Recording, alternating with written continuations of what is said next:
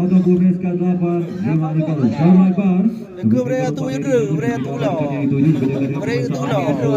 Effendi masih Effendi mencari dekat sana Effendi terakhir kembali ke belakang 5 anu gol Effendi tarik lagi ke belakang kapten Sebasan Andre Westball kali ini tarik lagi ke tengah Utmar Reda lebar dari sisi sebelah kanan Mursal Zulfikar kali ini kuasai bola masih Mursal Zulfikar berhasil melewati Sidik Asrul Wong angkat banget pada Asrul Wong masih bisa dibentak oleh Syahrizal Ambil Mukmini tidak mau mengambil resiko dari langsung clear bola ke depan akhir ruangan itu namun sebuah foul dilakukan oleh Dani Iska menjaga pergerakan daripada akhir ruangan.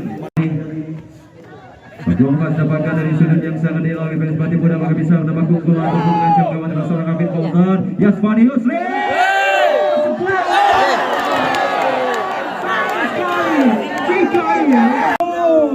langsung pasca tembakan dari luar kotak penalti namun kembali bisa diamankan oleh Rolas Divayo Syahrizal kali ini kuasai bola Lutfi Fauzi masih Lutfi Fauzi melebar di sisi sebelah kanan hadapi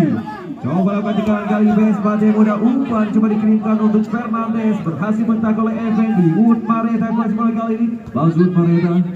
lebarnya Effendi yang dituju Rizky Taksi oleh